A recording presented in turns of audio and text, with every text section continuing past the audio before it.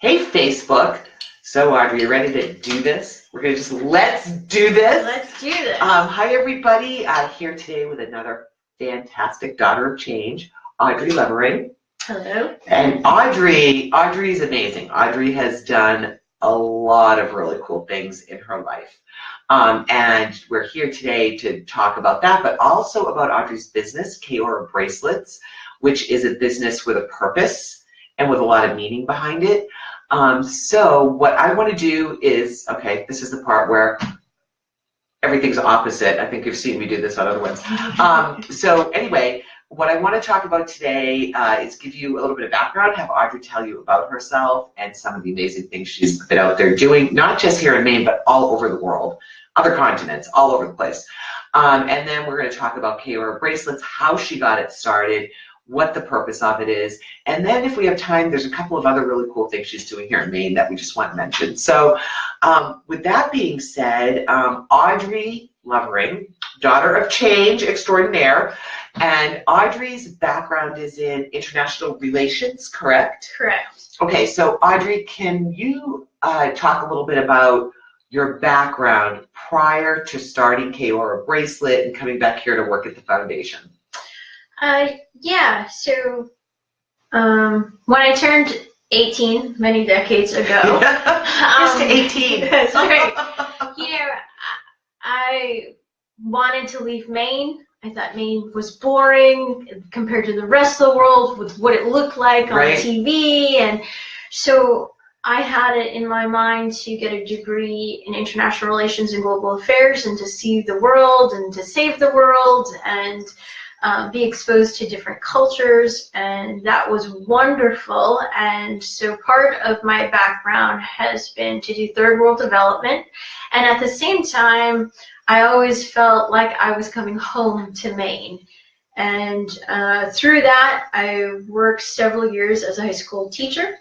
Wow. Teaching about global village and third worlds and world development, wow. And that was amazing. That's a great thing to be teaching kids in high school. It was so cool. I had fantastic opportunities to teach at Bonnyville High School and at Scarborough High School, and loved it. But my heart wasn't in teaching. My heart was in the subject. My heart was in helping people and building communities. So I left teaching and went back out and did some more international work, and about, I guess, 10 years ago, permanently came home to Maine and started doing downtown revitalization in Skowhegan, and did some other work, and am now in Rockland and West Paris. And so I've been literally all over the world except for, I haven't been to Antarctica. Me either. That's the one continent I haven't been on, and I'm okay with that, and I ain't going. I'm not going. After what we have for winter. Yeah, I think we could just go and like put our foot on Antarctica. Yeah. It's one of those like, just to say, been there,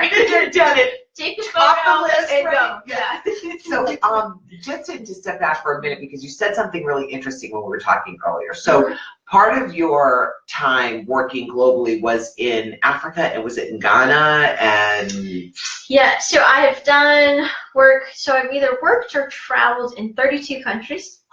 So as my friends were off having children, I had a backpack on and seen the world. So yeah, so I spent quite a bit of time in Accra, Ghana. Okay. And I did some work in the province of Kerala, India. Okay. Did some work in Morocco, in the Congo. Those were like my main places, yeah. Yeah. And you said something to me that resonated, and then I want to move on to Kaora Bracelets and how that started. But you said something that really resonated to me, and that was you were talking to Christian earlier, who's also traveled, my fiancé, to Africa and done work in third world countries. And you said something about what you found about the people and how happy they were. So can you just sort of I think it's something that people need to think about. So yeah, so we were talking about, and I kind of had this flashback to Ghana and Accra, and I had worked in a slum of Accra. Okay. And basically it is the entryway for others living in Ghana to come into the major city. And you start there, and then you you slowly move in to find housing and employment. Okay. But when you look at, those commercials on TV that, for 15 cents a day, and they're walking through this slum, that's where you were. That's where we were. Right. And yet, despite what it looked like, it was probably one of the happiest places and happiest people I had been around. And part of it was they really understood what the purpose of living was, and what was important, and the difference of what you need versus what you want. And so, it's been interesting in working and living in wealthy countries versus poor countries or communities, and seeing what really matters to people. Yeah, and amazing what people consider to be a problem sometimes, right? Right. Yeah. So that just really resonated. So I just, to stop and think about that we make things so much harder than they have to be on ourselves. We worry about things that really aren't important, and then you have people that are in these situations that we can't even imagine, and they're happy, right? So they know what life is all about. So it's like travel light but live big, almost. Do you know what I mean? Live joyfully, live large. So I love that. Okay, so not to beleaguer that point, but it was just really fascinating, and I do want to talk about Kaora Bracelets because this is really cool. So you started, how long ago did you start Kaora Bracelets? July. Okay, so this is very, okay, so this hasn't even been a year. It hasn't even been a year. Right. But the story about why you started and how it got started, it reminded me of Eat, Pray, Love. The beginning of Eat, Pray, Love. I don't know if you've read that book, but I want you to tell the story. So explain how that came about, because it's very cool. Well, it's kind of like a combination of several things. But so for one, I had been going through a really hard time in my life. And, kind of when you're at that point and you've been knocked down, you start doubting yourself and wondering what what can you really do? And you have two options. You can stay down. Right. Or you can take a deep breath and suck it up and learn from it and get back out there, which is extremely scary. Yeah, absolutely. Unbelievably scary. And so I was kind of at that point in my life, and one day I had gone and treated myself, and I bought myself a piece of jewelry, and it kind of became my security. And so whenever I doubted myself, I always would touch this ring. And what did it mean to you? It became your security, but what was it about that action of going out and purchasing that? Was it that you did something for yourself? Was it, what was the, if you could even, maybe it's not even that apparent, but could you put that into words, what it was? I think a part of it was, it was a new beginning. It was a new me. Yeah. And yet when you're willing, or at least in my case, do something so different. Yeah. So out of your normal habits and everything, it's scary. Yeah, it sure is. And so I would constantly be taking one step forward and then taking a breath, and in my head kind of freaking out and saying, can I do it? Right. And I just kind of started doing this and saying, yes, I can. So that jewelry became, yes, I can. Yes, I can. That became like your touch point. Right. Oh, that's beautiful. I love that. And so with that, it kind of said, yes, I can, take a deep breath. Yeah. And knowing probably 7 times out of 10, no matter what I was going to do, it was not going to go right. The way it had worked in my head. It wasn't happening. And so I just would take that deep breath and say, okay, it's not working. So what's plan B? Yeah. What's plan C? Yeah. Okay, we're starting the alphabet all over again. I'm down. I got the Z. That's right. I'm back to A.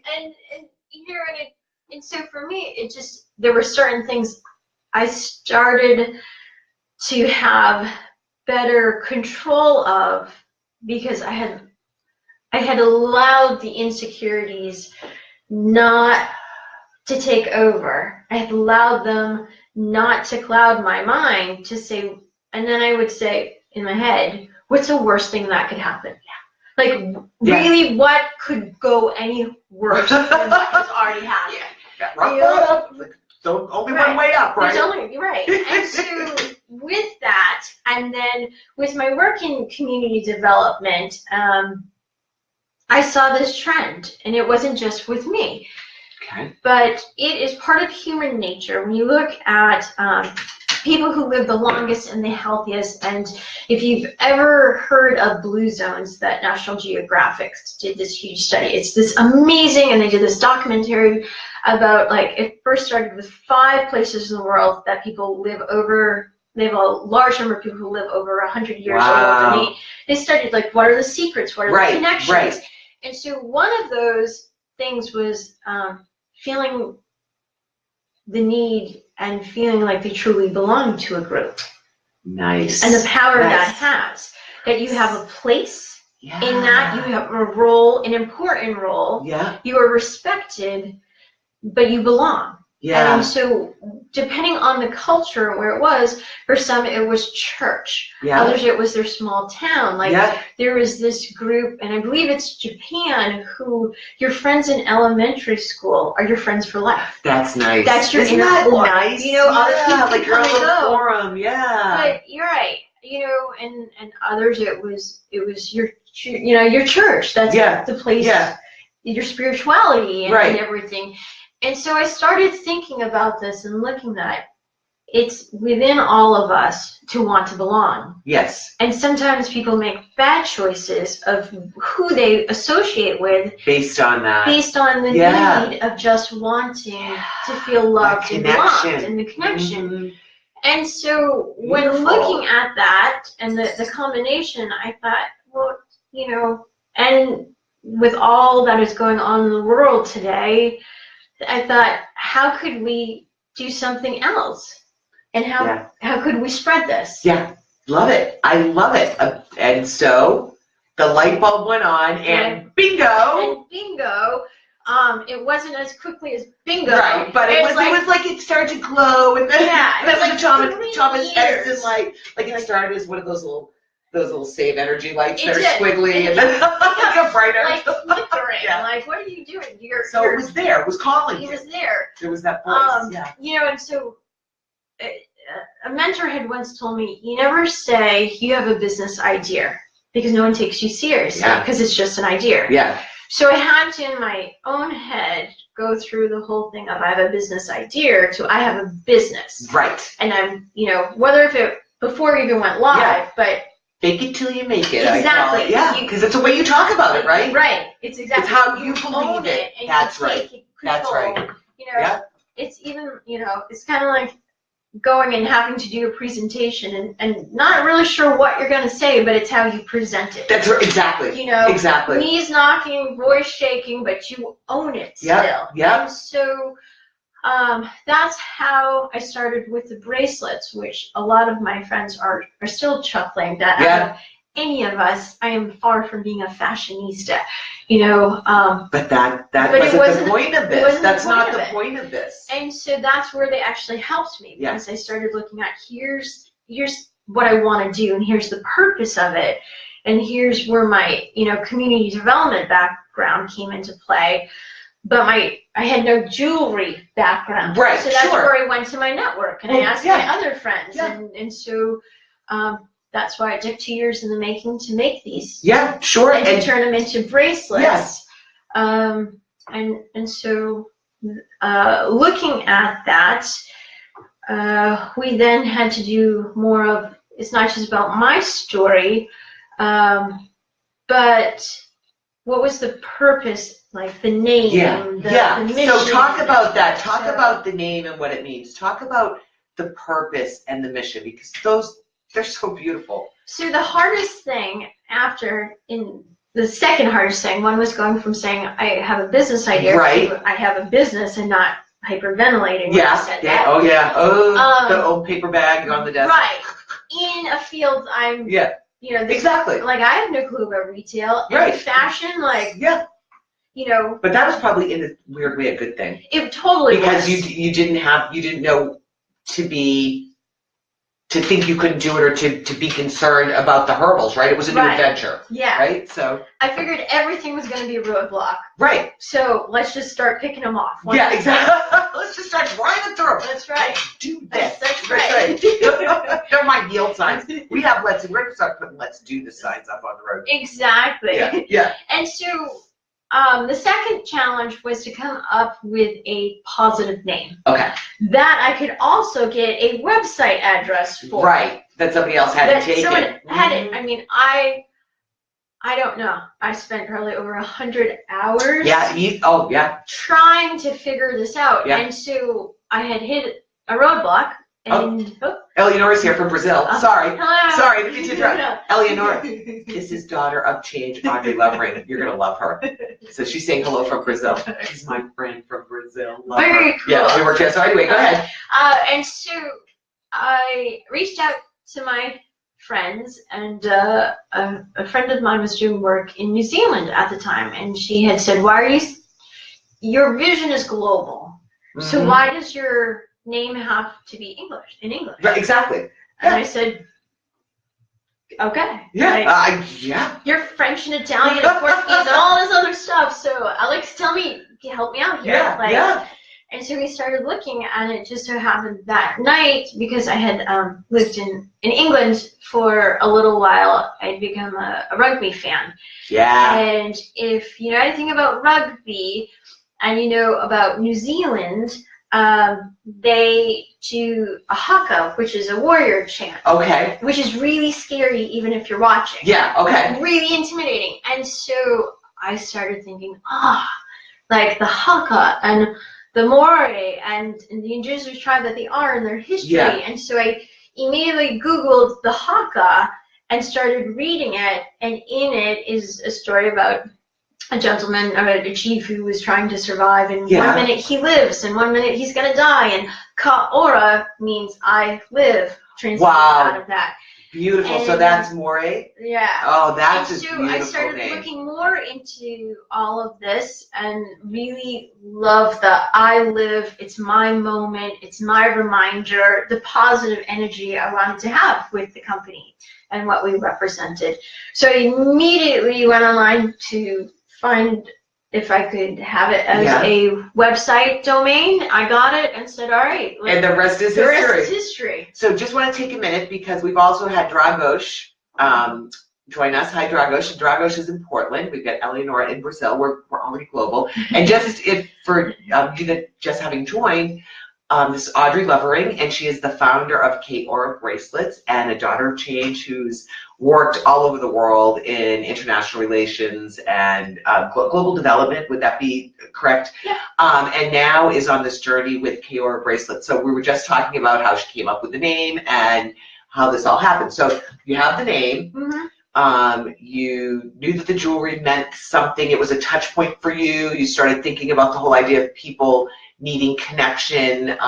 So now you have the name Kaora Bracelet. So now, what is your mission and your purpose? So did that come next, or how did that, was that already in the, well, that was sort of already there. Was already there. In the pipeline, yeah. So how do you define that, the purpose, like on your website, or what would you, in a couple of sentences? So part of it is, when we say about our bracelets, the Kaora is, it's I live, it's my time, it's my moment. It's about being me. Okay. And one of the things I also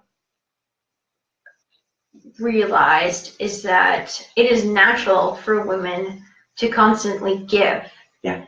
And that it is hard for us to say no and have a moment for us. I'm getting better at it. Yeah. Of course, I'm like, yeah. Like 50 plus, I started getting good at that. Yeah, make your own damn dinner. No. That's right. Take out that word. I'm sorry. Keep going. Right there at 43. Yeah. So watch out when I'm 70. Just wait when you get to be my age. You're really gonna be. So that's what part of this reminder was. It's about you. It's about your time, your achievements, your reminders of what you need to take that break or to be proud of who you are. Yeah. It's not it's not just about, okay, well, I'm proud because I'm so-and-so's mom or so-and-so's husband. It's, no, I'm proud of this. Of this, yeah, you know? of who I am. And because of this, I then can also, you know, be an awesome mom, an awesome partner, an awesome professional.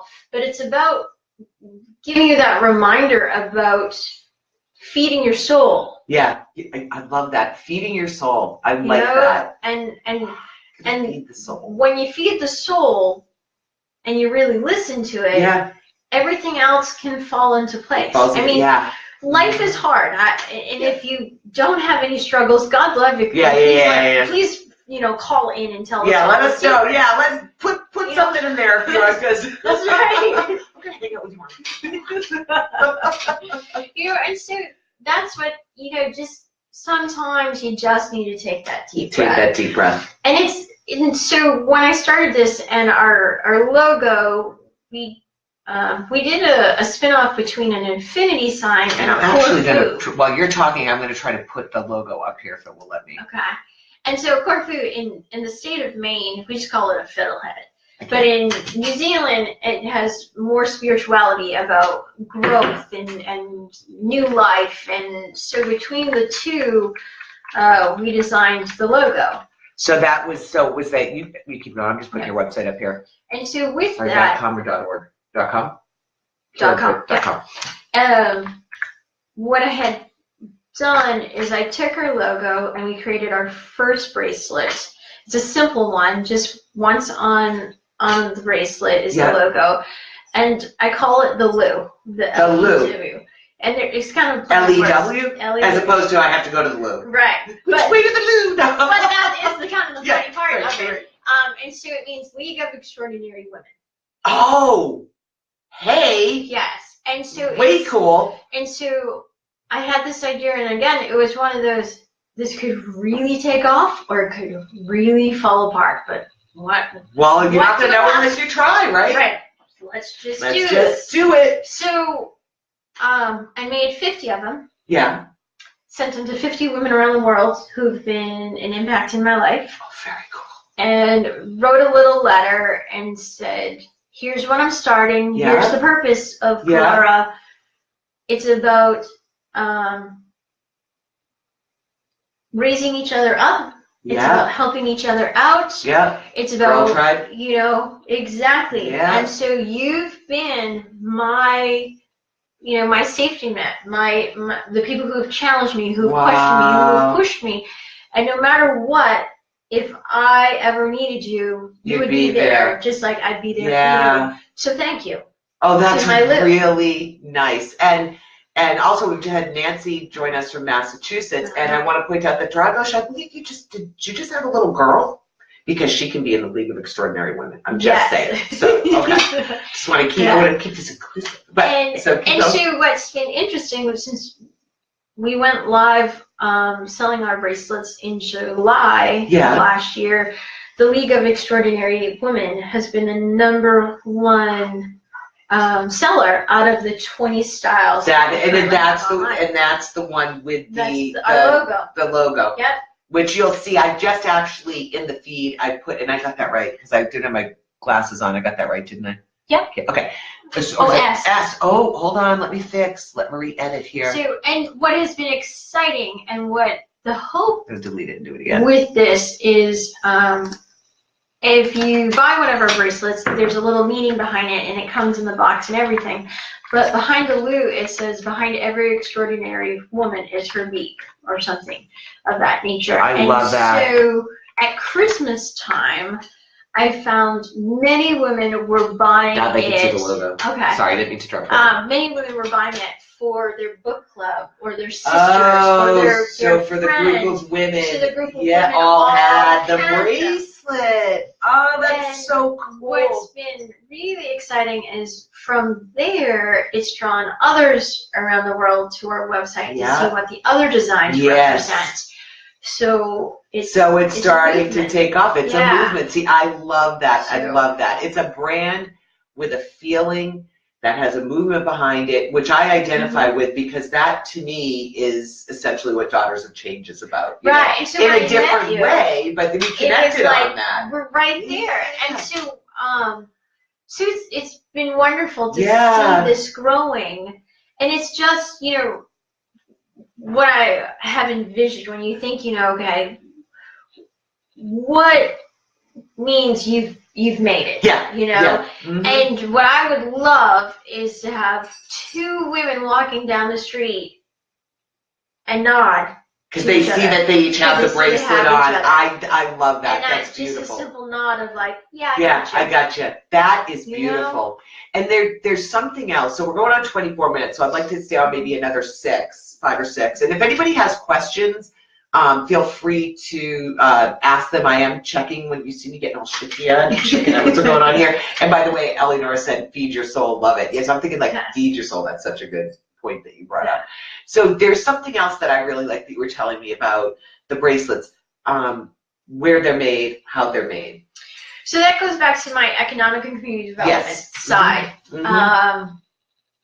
I want to create jobs. I support, you know, I live in Maine, support New England craftsmen. I can't make everything myself. Why not? What's up with that? Who haven't figured out that hurdle yet? Get to work, girl. That's right.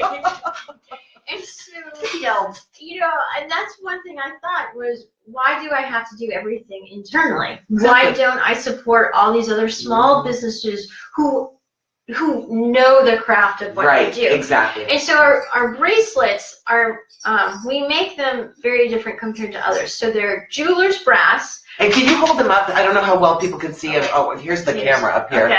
I don't know how well you can see them. They're really pretty. You can check on our website, but I'll hold them up while you talk. So here's. So we make them out of jeweler's brass. So we have an artisan out of Rhode Island who does that. And then really beautiful.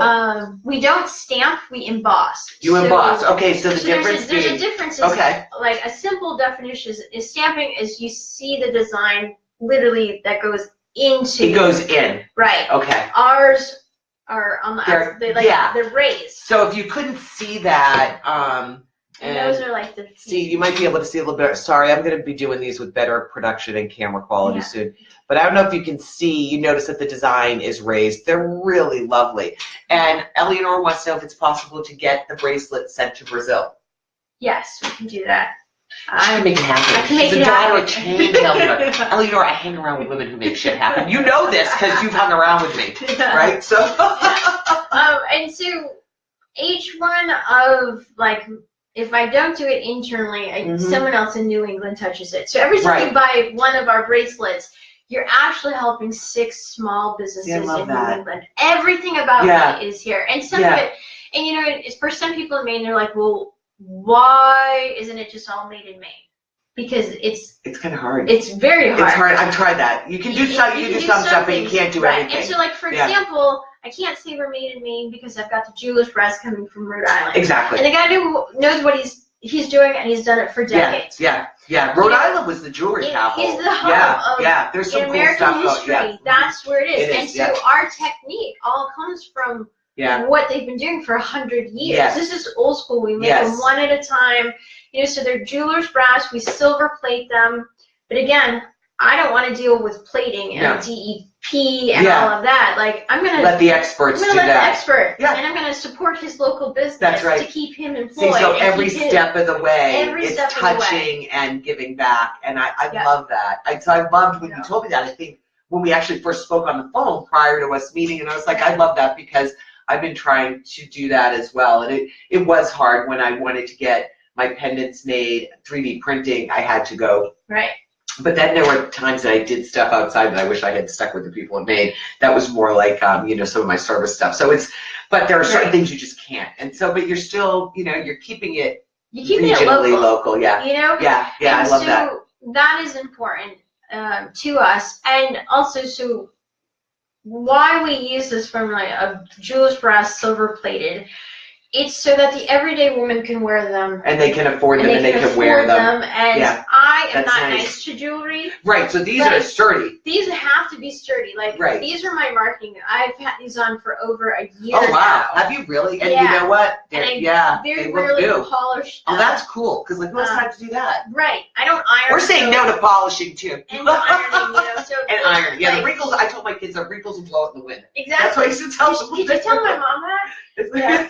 So, And so I wanted them for the everyday woman. Yes. So you can wear them to the grocery store, or if you want to look good and get out there and do yard work. It's like the little black dress of bracelets. It is. Oh my God, I love that. So, and so that's why they are durable. They make a good sound. Yeah. You know, it's so cool. It's been exciting. So we sell them right now for $37 a piece. Oh, that's really reasonable. Which, you know, compared to what's on the market, it's very reasonable. They're the quality. Again, we make them one at a time. Yeah. Using old school techniques. So no Alibaba for you. That's right. No Alibaba here. No Alibaba. No magic carpet. So coming up on the half hour. So I want to leave this with you. So first of all, just before I sign up with this, the website for the bracelets is in the feed, and anybody can reach out to me or to Audrey, who, if you go to the description on this Facebook Live, there should be a link to Audrey's page, okay? But Audrey, you've done so many things, you've come so far. What advice would you give to another person that's wanting to make some change? Maybe they've seen something, or something has come to them, like, you know, it came to you about the community, you know, and what that means to people.